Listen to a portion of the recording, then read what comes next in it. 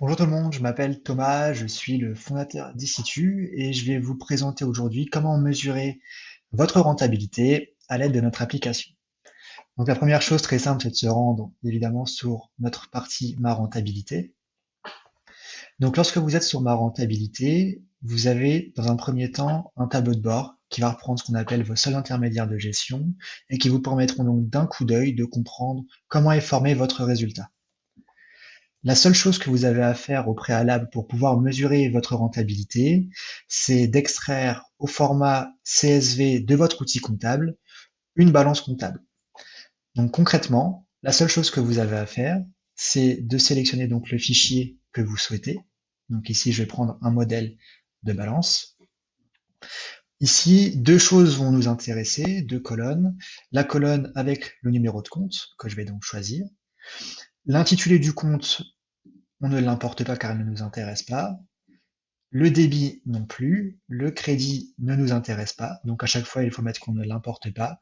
Et enfin la dernière colonne solde nous intéresse et donc on la marque ici. Une fois que c'est fait, vous validez et tous vos chiffres apparaissent automatiquement analysés dans les soldes intermédiaires de gestion qui vont tout donc décomposer toute votre activité de votre chiffre d'affaires jusqu'à votre résultat. Pour un peu plus de détails, je vais reprendre une situation précédente.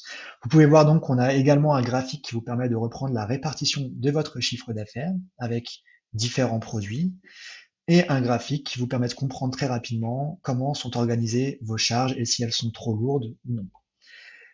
Pour la partie répartition de votre chiffre d'affaires, il faut évidemment au préalable insérer les numéros de compte qui correspondent à vos différents produits pour pouvoir faire la répartition.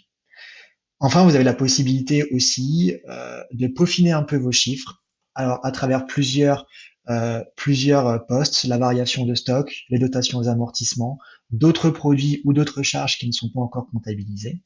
Et donc, en saisissant simplement les montants en face des questions, eh bien, c'est réparti automatiquement dans vos soldes intermédiaires de gestion. La seconde partie concernant la rentabilité, c'est la possibilité de comparer plusieurs périodes entre elles. Et donc, par exemple, nous allons comparer la période de janvier à celle de février. Et donc, on peut voir d'un coup d'œil les évolutions avec votre dynamique, un petit commentaire pour savoir si elle est bonne ou non en termes de chiffre d'affaires, mais aussi de résultats, et également l'évolution de vos charges avec un graphique assez modulable qui vous permet vraiment de comprendre comment évolue chacune de vos charges. Enfin, une petite partie d'aide avec un petit texte qui vous permettra de comprendre très simplement, en 2 minutes, comment analyser votre rentabilité. N'hésitez pas à laisser un petit message dans le chatbot en bas à droite si vous avez des questions et je vous dis à bientôt. Salut!